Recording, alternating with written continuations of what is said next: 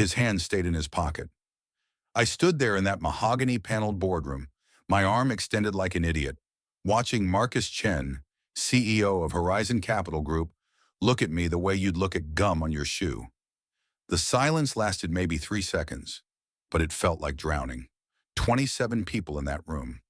Every single one of them saw it, and 24 hours later, $4.1 billion evaporated from his company like it never existed. But here's what nobody knows. I'm the one who made it happen. My name is David Reeves, and this is the story of how the most humiliating moment of my career became the most expensive handshake that never was.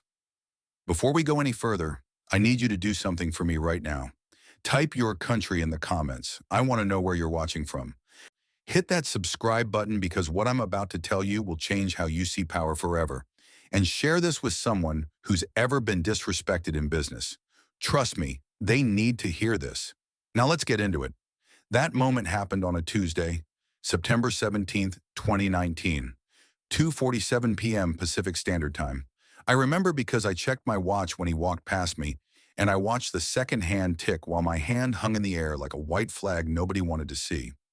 The strange thing is, that handshake rejection wasn't random. It was calculated. Marcus Chen knew exactly what he was doing, and I'm going to tell you why. But first, you need to understand how a kid from Detroit who barely graduated from state college ended up in a room with one of the most powerful men in Silicon Valley venture capital. I started my career in the bowels of the financial district, working as a junior analyst at a firm so small we shared a bathroom with a dental office. My job was simple: read prospectuses until my eyes bled, build financial models that nobody looked at, and fetch coffee for partners who never learned my name. But I had something they didn't have. I could see patterns in chaos. While everyone was chasing the next social media app or cryptocurrency platform, I noticed something in the semiconductor supply chain. This was 2015 and everyone thought chips were boring. They were wrong. I built an entire thesis around a small Taiwanese manufacturer that was developing a new lithography process. I wrote a 47-page memo that my boss never read, so I did something stupid. I emailed it directly to Marcus Chen. You know what he did? He read it, all 47 pages, and then he called me, not his assistant, him. At 6:32 a.m. on a Thursday morning, my phone rang with a 415 area code, and this voice that sounded like whiskey and cigarettes said, "Kid, this memo is either brilliant or you're completely insane. Come to San Francisco. I want to meet you." 3 days later, I was sitting in his office at Horizon Capital Group, a 60-story glass tower where the elevators moved so fast your ears popped. Marcus Chen was 49 years old then, 6'2", always wore these custom Tom Ford suits that probably cost more than my car, and he had this way of looking at you like he could calculate your net worth by counting your blinks. That first meeting lasted 11 minutes. He hired me on the spot, not as an analyst, as an associate partner. At 26 years old, I was the youngest person ever to hold that title at Horizon Capital. The salary was obscene. The equity was better. But more than that, Marcus became my mentor. He taught me how to read a founder's eyes during a pitch meeting, how to smell desperation in a cap table, how to turn a maybe into a yes without saying a word. For 3 years, I was his protege. We made 14 investments together. 12 of them returned triple digits. One of them returned 8,000%. That's not a typo. 8,000. We bought into an AI chip company at a $200 million valuation. 4 years later, NVIDIA acquired them for $16 billion. Do the math. I thought we were friends, I really did. We had dinners at restaurants where they don't give you menus, where chefs just bring you things and you eat them and say thank you. We talked about books, philosophy, the nature of ambition. He told me about growing up in Hong Kong, about immigrating to America at 13 with nothing, about building his first company in a garage and losing everything when the dot-com bubble burst. I told him about my dad, a Ford factory worker who died of a heart attack at 52 on the assembly line. About my mom who cleaned houses to put me through college. I thought we understood each other. I thought we were building something together. I was so goddamn naive. The problem started with a company called Nexus Dynamics. They were building quantum computing infrastructure, and they needed capital. Big capital. They came to us looking for a Series C round, $800 million at a $4 billion valuation. I spent 6 months doing due diligence. I flew to their labs in Colorado. I interviewed their scientists. I reviewed every single patent filing, and I found something that made my hands shake when I saw it. They had a breakthrough, a real one. Not the incremental garbage that most tech companies call innovation. This was fundamental. They'd solved the coherence problem. If you don't know what that means, just understand this. Whoever controls quantum computing controls the future. Everything. Encryption, medicine, artificial intelligence, financial modeling, weather prediction. Every single system that runs on computation becomes obsolete overnight. I brought my findings to Marcus. It was a Friday afternoon, late June, golden light streaming through his office windows overlooking the bay. I laid it all out. The technical specs, the market opportunity, the competitive landscape, the risk factors. My recommendation was clear. We should lead the round. We should put in $300 million and take a board seat. This wasn't just a good investment. This was a generational wealth creator, the kind of deal that gets written about in textbooks. Marcus listened to everything. He nodded in all the right places.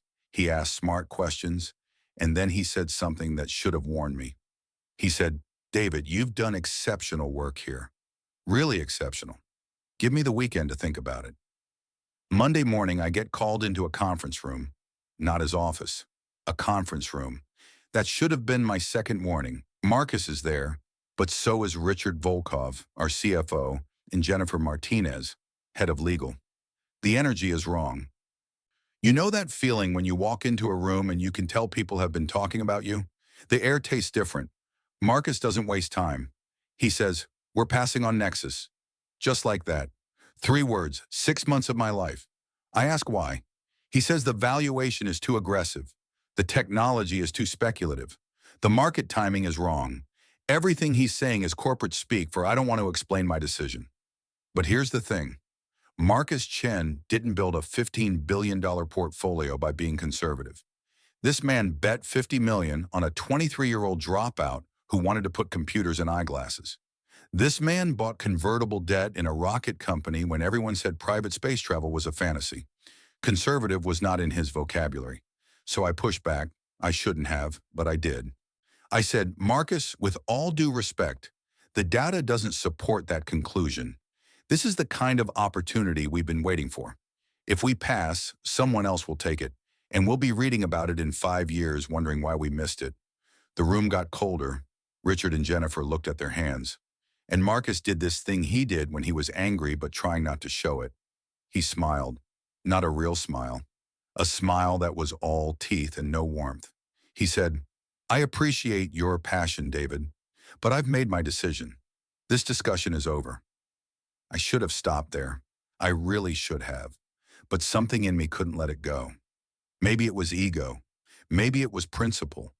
Maybe I was just tired of being a genius who made other people rich. I said, "Then I want to invest personally." The room froze. Marcus stopped smiling. He said, "Excuse me?" I said it again. "I want to make a personal investment in Nexus Dynamics. If Horizon isn't interested, I'll do it independently."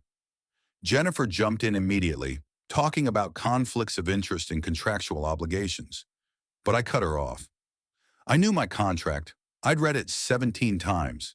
There was a clause, a very specific clause that allowed partners to make personal investments in deals that Horizon had formally passed on, as long as there was written documentation of the pass and the investment was disclosed. Marcus stared at me for what felt like an hour. Then he said, "You want to invest your own money?" I nodded. He laughed, actually laughed. "How much money are you talking about, David?" This was the moment. This was when I should have said something reasonable. 200,000. Maybe $500,000. But I didn't. I said, $2 million. Everything I'd saved, every bonus, every equity payout, my entire net worth minus 6 months of living expenses. Marcus shook his head slowly, like I'd just told him I believed in Santa Claus. "That's a mistake," he said. "That's a very expensive mistake you're about to make." I looked him in the eye and said, then it's my mistake to make. 3 days later, I wired $2 million to Nexus Dynamics. I got a 6% stake in the Series C round. Marcus didn't speak to me for a week. When he finally did, everything was different. Suddenly, I wasn't getting invited to partner meetings. My emails took days to get responses. Associates who used to grab lunch with me started avoiding eye contact. I went from golden boy to persona non grata in less than a month. But I didn't care because something beautiful was happening. Nexus was growing, fast. They landed a contract with the Department of Defense, then another one with IBM. Then Google came sniffing around. My $2 million investment was already worth $3.5 million on paper, and we were only 8 months in. That's when Marcus made his move. It's August 2019 now, and we're in a partners retreat at this resort in Napa Valley. Expensive wine, gourmet food, team-building exercises that cost more than most people make in a year. On the second day, Marcus announces that Horizon is going to make a strategic move into quantum computing. He's hired a specialist, a consultant who's going to lead a new vertical. His name is Preston Walsh, MIT educated, formerly worked at DARPA, and he has a plan to invest in 3 quantum computing companies. Guess which company is number 1 on his list? You already know. Nexus Dynamics. But here's the beautiful part. Preston's valuation model has Nexus at $8 billion. That's double what I paid in at. Double. If Horizon invests at this valuation, they'll be paying twice what I paid for half the equity position. I tried to explain this to Marcus privately. I requested a meeting. He made me wait 3 weeks, then gave me 15 minutes at 7 a.m. on a Monday. I laid out the math. If we'd invested when I recommended it, Horizon would have owned 18% of Nexus for $300 million. If we invest now at Preston's valuation, we'll own 9% for the same amount. We're literally paying double to own half as much. Marcus listened to all of this with his hands folded on his desk. And then he said something I'll never forget. He said, David, you're looking at this wrong. This isn't about the math. This is about control. At the original valuation, we would have been one of many investors. At this valuation, we're the lead. We dictate terms. We control the board. We decide the exit strategy. That's worth the premium. I said, or maybe you just can't stand the fact that I was right and you were wrong. The words hung in the air like smoke. Marcus's face didn't change, but something behind his eyes did. He stood up, meeting over. He said, you should be careful, David. Pride is expensive in this business. I said, so is being petty. I walked out before he could respond. That was on September 3rd, 2019. 14 days later, I was standing in that boardroom with my hand extended and his hand in his pocket.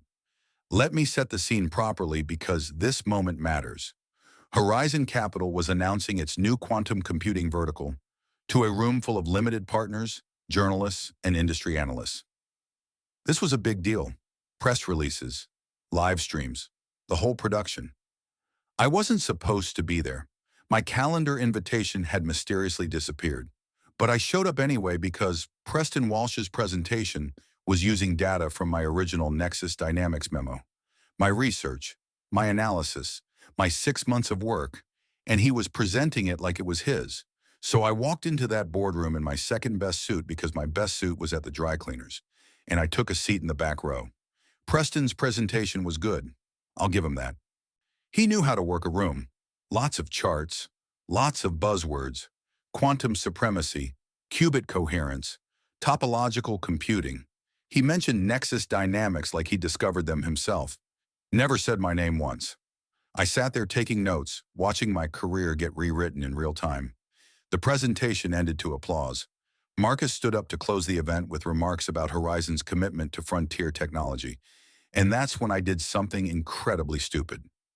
I raised my hand. The room went quiet. Marcus saw me. I watched his jaw tighten. He said, yes? Do you have a question? I stood up, all eyes on me. I said, I do, actually. Preston, your analysis of Nexus Dynamics is compelling, but I'm curious about your sourcing. A lot of this data looks familiar. Did you by chance base any of your research on work that was previously done by someone else at Horizon? Preston looked confused. Marcus looked murderous. Preston said, I conducted independent due diligence, but of course I reviewed all existing materials in our files. I smiled. I thought so. I just wanted to make sure credit was given where credit was due. Great presentation. I should have sat down then, but I didn't. I walked down the aisle toward the front of the room. Why? Because I wanted to shake Marcus's hand. I wanted to congratulate him on this new vertical. I wanted to do it in front of all those people to show that I was a team player, that I was professional, that I was the bigger person. I got to the front of the room. Marcus was talking to a journalist. I walked up, smiled, extended my hand and said, "Congratulations. Marcus, exciting new direction for the firm?" He looked at my hand, looked at my face. Then he put his hand in his pocket, turned to the journalist and said, "So as I was saying, institutional capital is finally recognizing the quantum opportunity." He literally turned his back to me. My hand was still out. The journalist looked uncomfortable. Preston looked away. The 27 people in that room all saw it. Some of them gasped. Somebody's phone was recording. I stood there for another 2 seconds, then lowered my hand, nodded like this was completely normal, and walked out of the room with as much dignity as I could fake. I made it to the parking garage before I punched a concrete pillar hard enough to split my knuckles open. Blood dripped onto my shoes while I sat in my car trying to breathe normally. I'd been humiliated, publicly dismissed, and everyone saw it. That night I couldn't sleep. I laid in my apartment staring at the ceiling, replaying that moment over and over. The look on his face, the deliberate cruelty of it. And somewhere around 3 a.m., something clicked in my brain.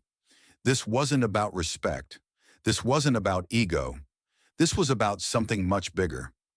Marcus Chen was afraid of me, not physically, financially. I'd made an investment he'd passed on, and it was working. If Nexus Dynamics became the success I thought it would become, my decision to go against his recommendation would be documented forever.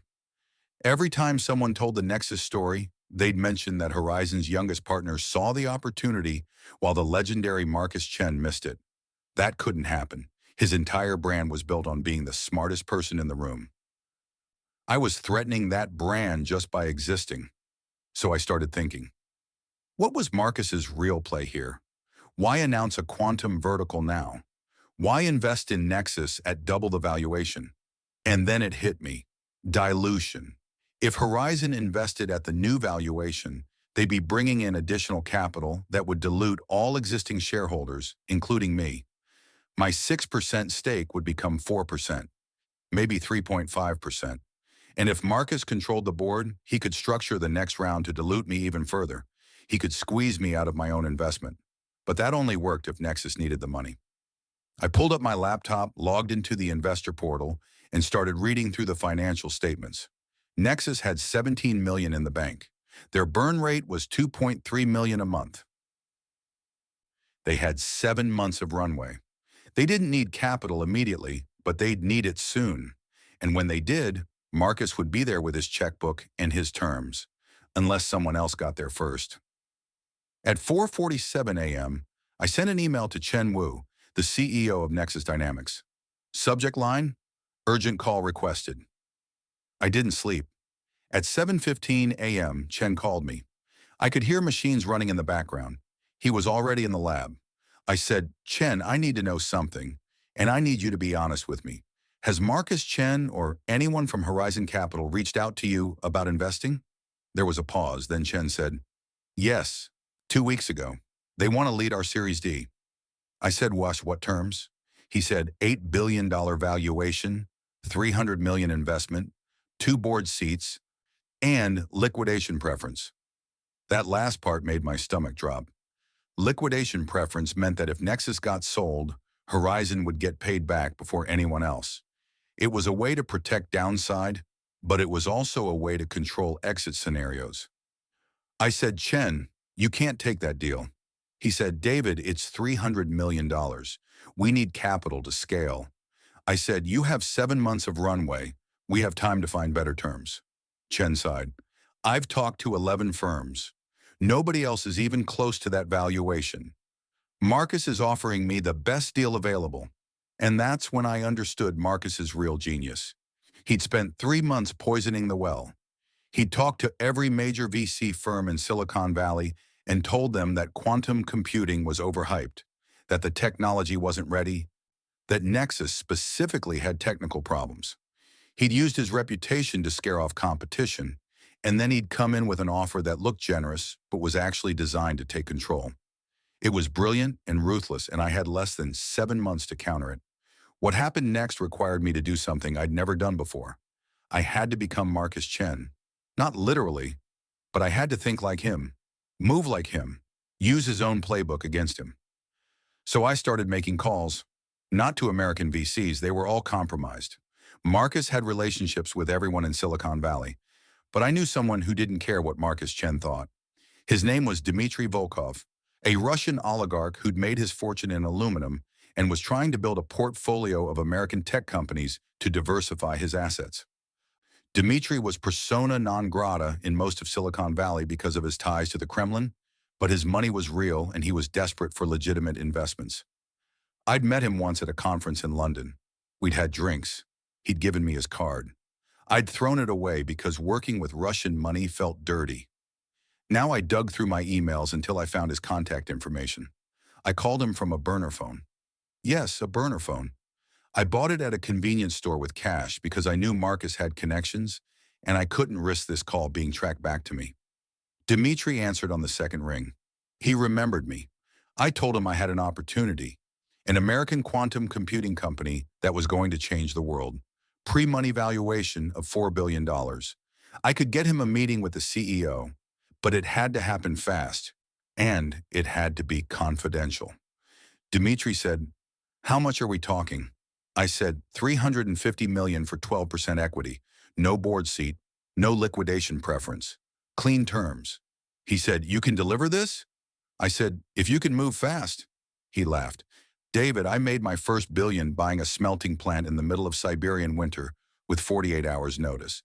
Fast is what I do." 4 days later, Chen Wu, Dmitry Volkov, and I were sitting in a private room at a restaurant in Palo Alto. Dmitry brought his CFO and a technical advisor who'd worked at Los Alamos. They asked questions for 3 hours. Chen answered every single one. The technical advisor pulled Chen aside and they talked for 20 minutes using words I only half understood. When they came back, the technical advisor nodded at Dmitry. That nod was worth $350 million. Dmitry said, "I want to do this deal, but I have two conditions. One, we close in 30 days. Two, David Reeves gets a finder's fee of 1% of my equity." Chen looked at me. I looked at Dmitry. 1% of 12% was 0.12% of Nexus Dynamics. At a $4 billion valuation, that was $4.8 million for making an introduction. I said, "That's generous, but not necessary." Dmitry waved his hand. "In Russia, we reward loyalty. You brought me this deal. You get paid. This is not negotiable." We shook hands. All of us, real handshakes. The kind where you look someone in the eye and you feel the weight of the moment.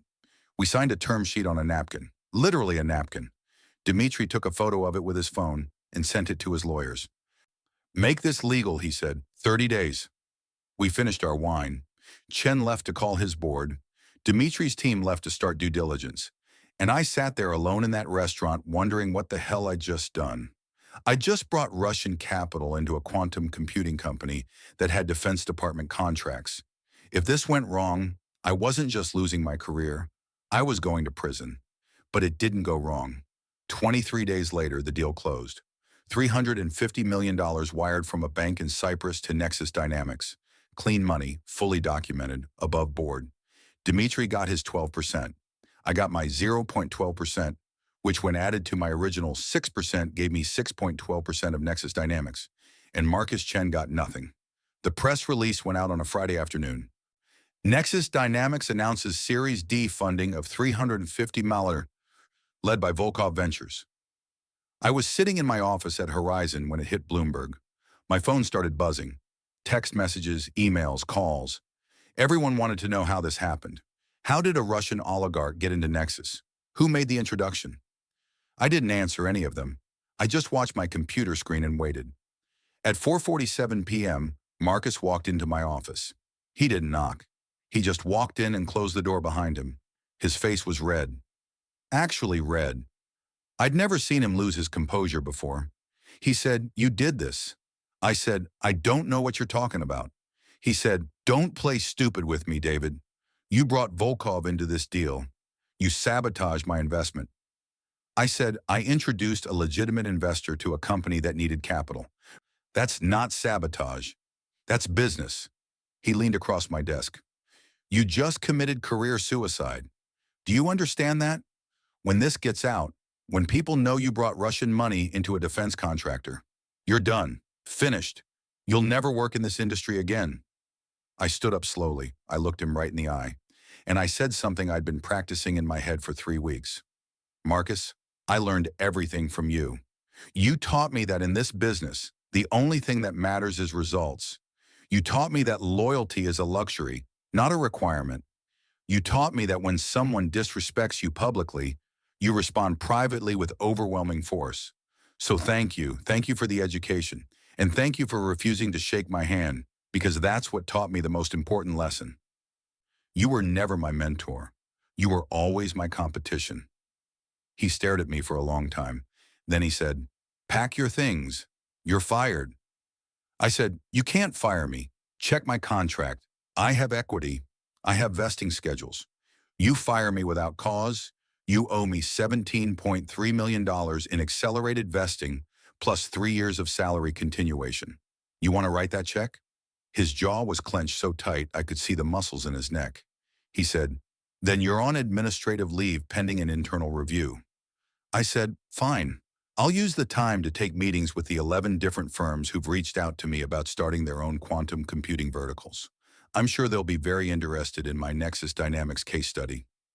Marcus left without another word. The door closed. I sat down in my chair. My hands were shaking, not from fear, from adrenaline, from the absolute euphoria of watching someone who'd humiliated me realize they'd just been outmaneuvered.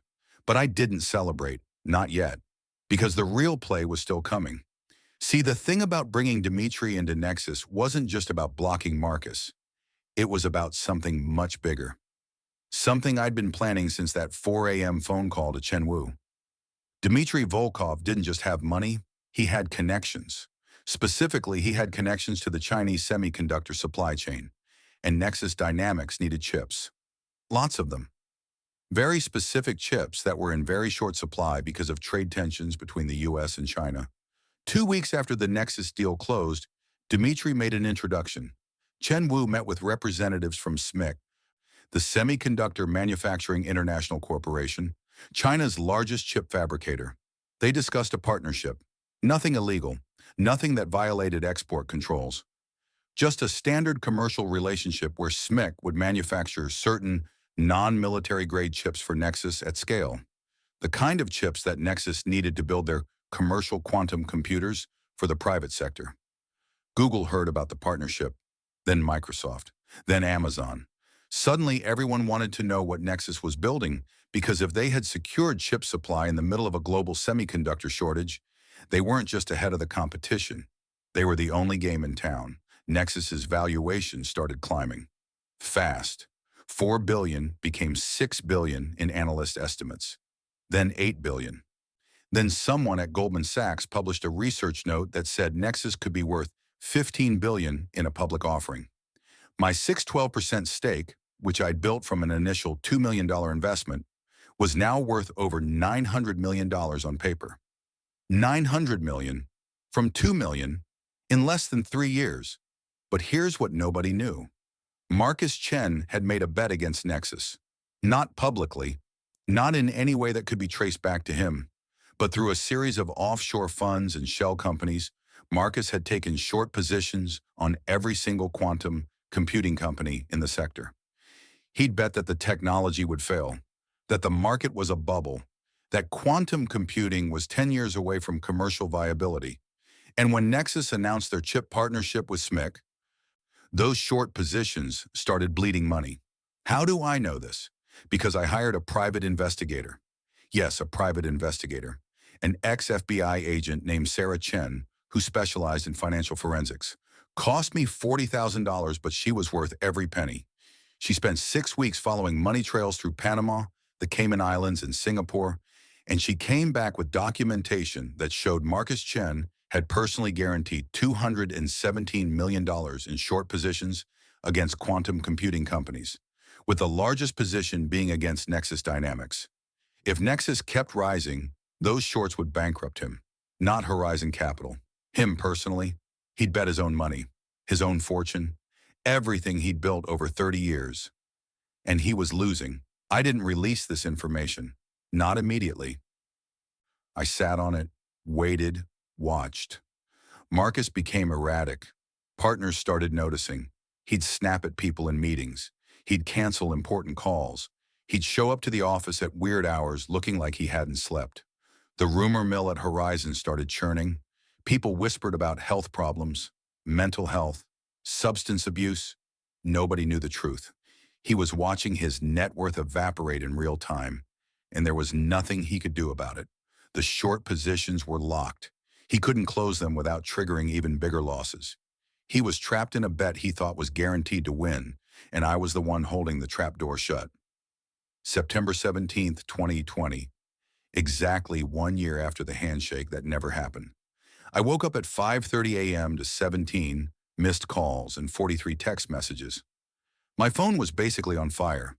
I thought someone had died. I checked Bloomberg. The headline made my heart stop.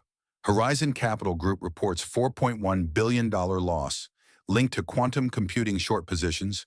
CEO Marcus Chen under investigation. $4.1 billion. Not $217 million. $4.1 billion. How did that happen? Leverage. Marcus hadn't just bet his own money. He'd borrowed money from Horizon Capital's balance sheet without board approval. He'd used company assets as collateral for his personal short positions. And when those positions went underwater, the margin calls started coming. Horizon had to liquidate portfolio companies to cover his losses. The SEC opened an investigation. The FBI started looking into fraud charges. And Marcus Chen, the legendary Marcus Chen, the man who'd refused to shake my hand, was finished. I didn't celebrate. I know you want me to say I felt victorious, but I didn't. I felt nauseous. Because here's what nobody talks about when they tell revenge stories. Other people got hurt. Horizon Capital managed money for pension funds, university endowments, and family foundations. Regular people who'd trusted Marcus with their retirement savings. When Horizon lost $4.1 billion, those people lost too. Custodians, teachers, nurses, people who'd never met Marcus Chen, but whose lives were now worse because of his arrogance and my revenge. I'd started this to prove I was right about an investment. I'd ended it by contributing to a financial disaster that hurt thousands of innocent people. I called Sarah Chen, my private investigator. I asked her a question I'd been afraid to ask. If I'd released the information about Marcus's short positions earlier, could this have been prevented? She was quiet for a long time. Then she said, maybe. If his board had known, they would have stopped him. But David, you didn't force him to make those bets. You didn't force him to commit fraud. He did that himself. She was right, but it didn't make me feel better. I'd spent a year playing chess with someone's life, and I'd won. But winning didn't feel like I thought it would. Marcus Chen resigned from Horizon Capital on September 23, 2020. The board voted unanimously to accept his resignation and ban him from the premises. His equity was clawed back. His office was cleared out by security. He released a statement through his lawyer that said, I made serious errors in judgment that violated the trust of my partners and clients. I take full responsibility and will cooperate completely with all investigations. It was the kind of statement that lawyers write when they're trying to avoid prison. The SEC investigation lasted 14 months. In the end, Marcus pleaded guilty to securities fraud and agreed to a permanent ban from the securities industry. No prison time, just the complete destruction of his reputation and career. I should tell you what happened to Nexus Dynamics because that's important too. The chip partnership with SMIC worked. They built their first commercial quantum computer in March 2021. Google bought 3 of them. IBM bought 5. The European Union placed an order for 12 units. By the time Nexus went public in October 2022, they were valued at $28 billion. My 612% stake was now worth $1.7 billion. Billion. With a B, I sold half my position during the IPO. $850 million deposited into my account over the course of 3 days. I kept the rest because I still believed in the company. As of today, that remaining stake is worth just over $1 billion. So total, I turned $2 million into roughly $1.9 billion. It's the kind of return that venture capitalists dream about, the kind of return that becomes a case study at business schools. But here's what they don't teach in those case studies: what you do with money like that, how you live with yourself when you know your success is partially built on someone else's destruction. I've spent the last few years trying to figure that out. I started a foundation that focuses on financial literacy in underserved communities. I endowed scholarships at my alma mater for first-generation college students. I funded a program that helps blue-collar workers transition into tech careers. I've given away over $200 million, and I plan to give away most of what I have before I die. Not because I'm noble, because I'm trying to balance a scale that might be permanently tilted. You want to know the strangest part of this whole story? I ran into Marcus Chen 6 months ago. I was having coffee at this place in Palo Alto, sitting outside reading the newspaper like an old man, and he walked past, just walked right past me. We made eye contact, and for about 3 seconds we both froze. I didn't know what to do. Part of me wanted to ignore him. Part of me wanted to say something cruel, but instead I stood up, and I extended my hand, just like I did in that boardroom 3 years earlier. Marcus looked at my hand, looked at my face, and this time, he shook it.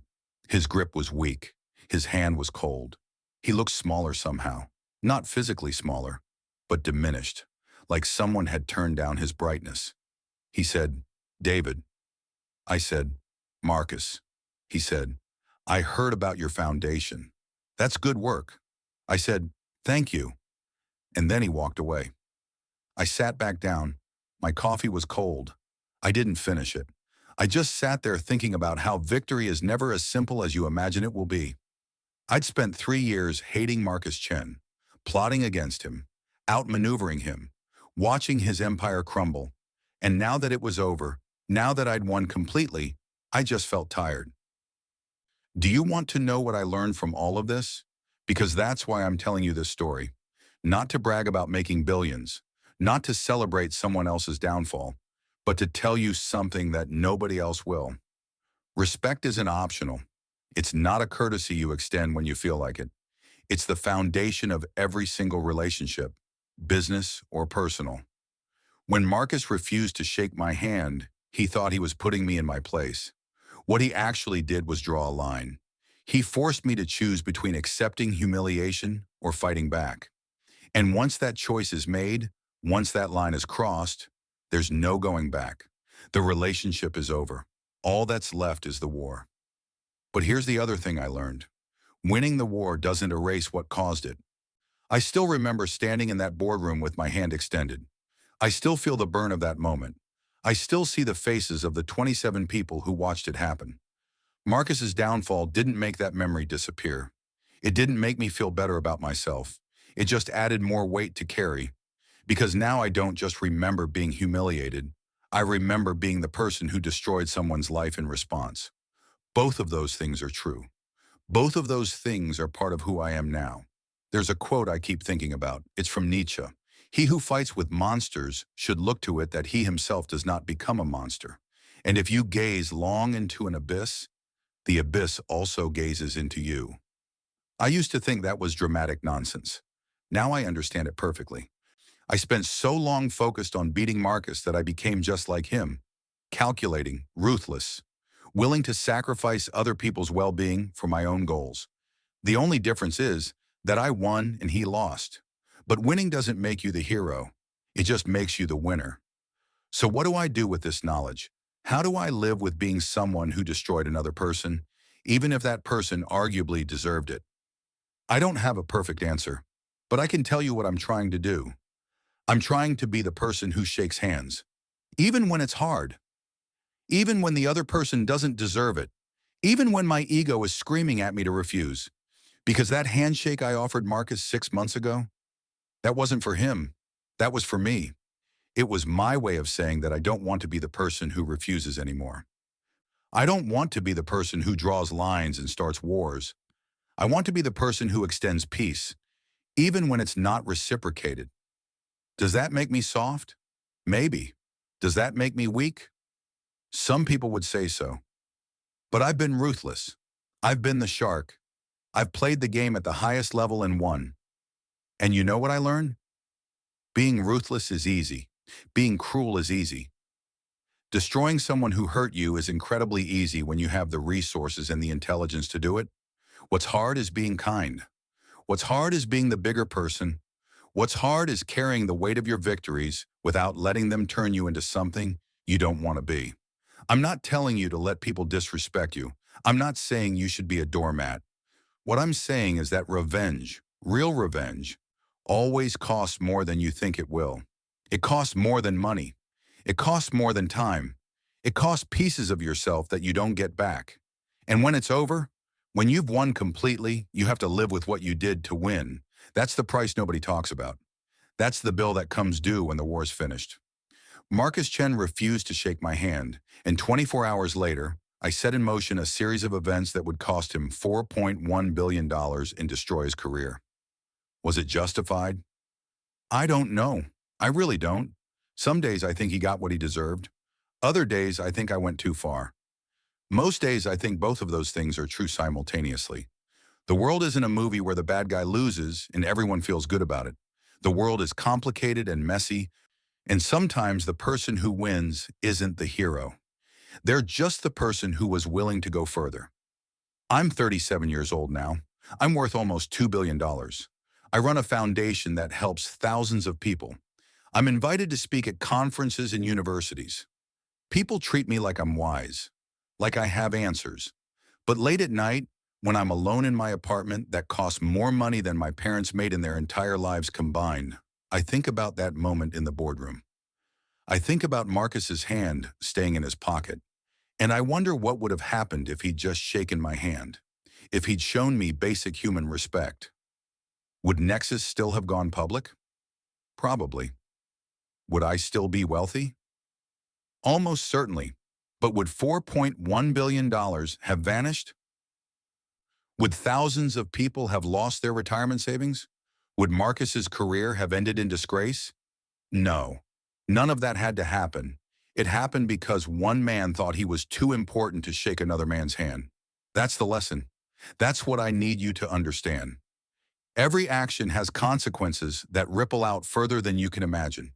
Every moment of disrespect, every casual cruelty, every time you put someone down to make yourself feel bigger, you're starting something. You're lighting a fuse, and you have no idea how long that fuse is or what it's connected to. Marcus thought refusing to shake my hand was a power move, a way to establish dominance. What it actually was the first domino in a chain that ended with his complete destruction. He couldn't have known that, but he also didn't have to find out. All he had to do was be a decent human being for 3 seconds. I'm not special. I'm not uniquely talented or brilliant or deserving. I'm just someone who refused to accept humiliation, who decided that if respect wasn't going to be given, it would be taken, who had the skills and the resources and the sheer bloody-minded stubbornness to follow through.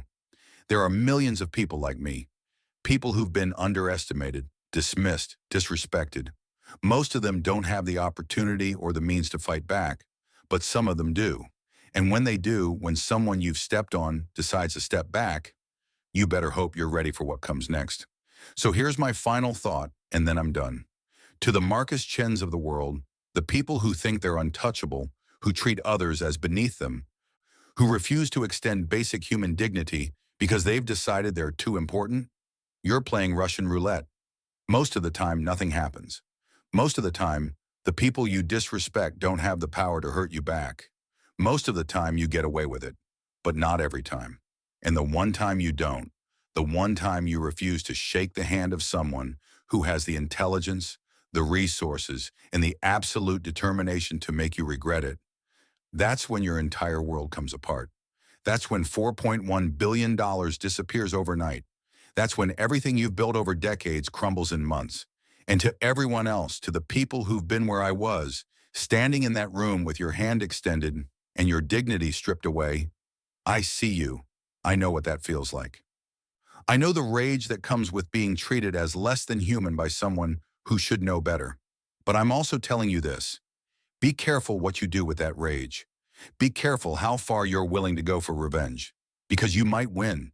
You might absolutely destroy the person who hurt you. But you have to live with that victory. You have to carry it. And it's heavier than you think. If this story resonated with you, if you've ever been disrespected in business or in life, if you've ever had to choose between accepting humiliation or fighting back, I need you to do three things right now. One, type your country in the comments so I know where you're watching from. I want to build a community of people who understand what this feels like. Two, subscribe to this channel because I have more stories that will blow your mind. Stories about power, money, revenge, and the real cost of success. And three, share this video with someone who's ever been disrespected in business. Someone who needs to know they're not alone. Someone who needs to understand that respect isn't just good manners, it's survival. Let's make sure this message spreads. Let's make sure that one more Marcus Chen thinks twice before refusing to shake someone's hand. Because you never know who you're dealing with. You never know what that person is capable of. And you never know when a simple handshake could have saved you $4.1 billion.